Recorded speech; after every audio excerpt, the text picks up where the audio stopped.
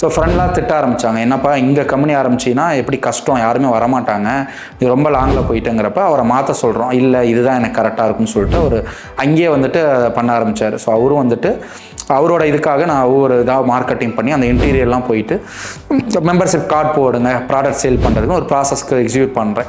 இப்போ என்னோடய ப்ராசஸும் பண்ணி நான் வந்து ரூமில் ஒரு 2-3 ஆளுங்க ஹையர் பண்ணி அதுவும் ஒர்க் பண்ண ஆரம்பித்தப்போ இன்கம் ஜென்ரேட் ஆக ஆரம்பிச்சிச்சு. ஸோ எவ்வளோ இன்கம் வருது அப்படிங்கிறதெல்லாம் அவருக்கு வந்து பிரவீன் அவர் பிரதருக்கு தெரியாது. பட் என்னோட சைடில் முடிஞ்ச அளவுக்கு இன்கம் பண்ணேன். ஏன்னா அவரோட ப்ராசஸ்ங்கள் ஸ்லோ ப்ராசஸ், இன்கம் வராது. ஏன்னா ப்ராடக்ட் சேல் ஆகணும், மெம்பர்ஷிப் ஆகணும், நிறைய இருந்தது இல்லையா. ஸோ இன்கம்காக என்னோட வேலையை 2-3 ஆள் ஹையர் பண்ணி நான் பண்ண ஆரம்பித்தேன். ஸோ அந்த இடத்துலையும் வந்து கடைசியாக வந்து அவரோட ஐடியாலஜி என்னோட ஐடியாலஜி டிஃபர் ஆகிறனால வேறு வழி இல்லாதனால அங்கேயும் பிரேக் ஆகிட்டு வெளியே வர மாதிரி ஆயிடுச்சு. ஸோ பாவுட்ட சொன்னேன், பிரதர் நான் வந்து உங்களுக்காக தான் வந்து ஒர்க் விட்டு வந்தேன் ஃபஸ்ட் அமெரிக்கன்லேருந்து, பட் இது ஃபெயிலியர் ஆகுதுங்கிறப்ப இல்லை நீ உன்னோட ஒர்க்கும் நீ சேர்த்து பண்ணல அப்படிங்கிறப்ப அங்கேயும் பல பிரச்சனைகள் வந்தது. கூகுள் ஆட்சன்ஸ் அக்கௌண்ட் வந்து டிசேபிள் ஆக ஆரம்பிச்சிச்சு.